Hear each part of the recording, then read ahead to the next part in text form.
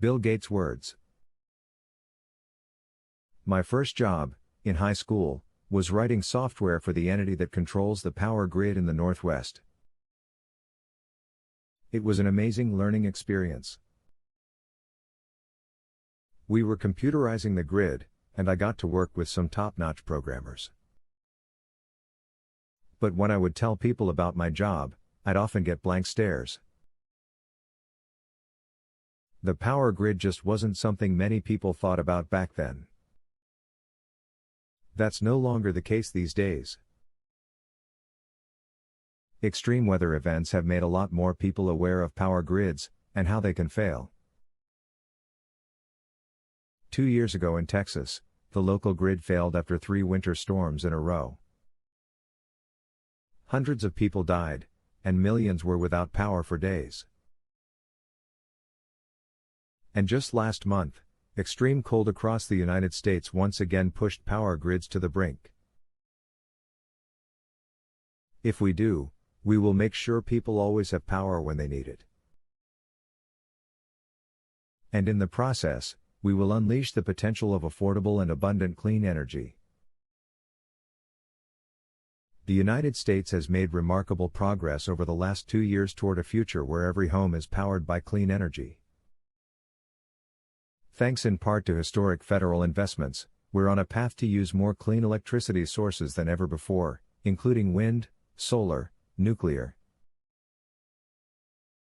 and geothermal energy, which would reduce household costs, cut pollution, and diversify our energy supply so we're not dependent on any one thing. But to take advantage of this opportunity, we need to first bring our grid into the 21st century. This is an issue in other places around the world, too, but I'm going to focus on the US. Here, the way we move electricity around in this country just isn't designed to meet modern energy needs. Since the beginning of the electric grid, power companies have placed most power plants close to cities. Railroads and pipelines were used to ship fossil fuels from wherever they were extracted to the power plants where they'd be burned to make electricity. That model doesn't work with solar and wind, because many of the best places to generate lots of electricity are far away from urban centers. Picture the windy plains of Iowa or the sunny deserts of Arizona. You can't exactly ship sunlight in a rail car, so to maximize clean energy's potential, we're going to need much longer lines to move that power from where it's made to where it's needed.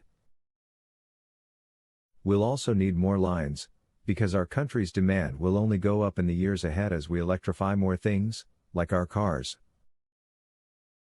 Many estimates suggest electricity demand could more than double by 2050 to reach net zero. Even if we weren't working toward a clean energy future, though, we'd still need to update our grid. That's because our grid infrastructure is just plain old.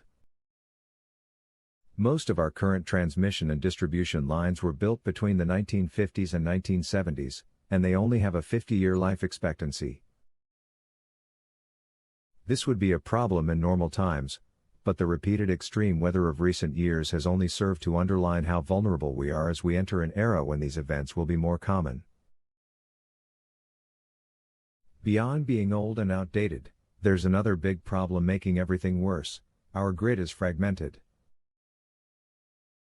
Most people, including me a lot of the time, talk about the electric grid as if it's one single grid covering the whole nation from coast to coast. But it's actually a complicated patchwork of systems with different levels of connection to one another. Our convoluted network prevents communities from importing energy when challenges like extreme weather shut off their power. It also prevents power from new clean energy projects from making it to people's homes. Right now, over 1,000 gigawatts worth of potential clean energy projects are waiting for approval, about the current size of the entire U.S. grid, and the primary reason for the bottleneck is the lack of transmission. Complicating things further is the fact that new infrastructure projects are typically planned and executed by hundreds of individual utility companies that aren't required to coordinate. To clear the way, the United States needs to address the three main barriers that are to blame for the lack of progress. Planning. Like all infrastructure projects, new transmission lines and grid upgrades start with planning. Plans are usually based on near-term energy use forecasts or even backward-looking data, which means new lines aren't being built with future needs in mind. The Federal Energy Regulatory Commission, or FERC, has recently proposed a rule that would require transmission providers to do longer-term and more forward-looking planning. It's also considering other new policies that would potentially require regular regional coordination on interstate power lines. How these policies are developed and implemented will be critically important. Paying. The federal government determines how large-scale infrastructure improvements are funded, either via tax payments or through allocating cost to consumers.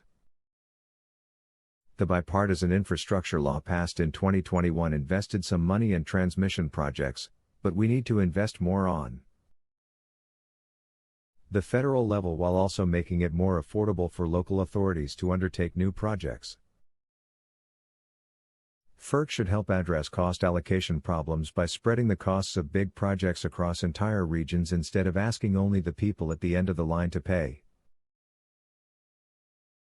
Permitting.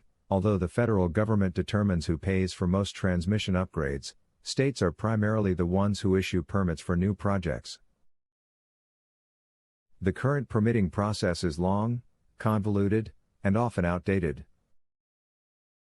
As a result, we don't build lines fast enough, and we're slower than other countries. Some states, like New Mexico and Colorado, are doing innovative work to speed up the process. But there is a lot more room for policymakers to work together and make the permit process easier. Although transmission is primarily a policy problem, innovation will help too. For example, grid-enhancing technologies like dynamic line ratings, power flow controls, and topology optimization could increase the capacity of the existing system. Breakthrough Energy Ventures, which is part of the climate initiative I helped start, has invested in new technologies like advanced conductors and superconductors, wires that use cutting-edge materials to get more energy out of smaller lines.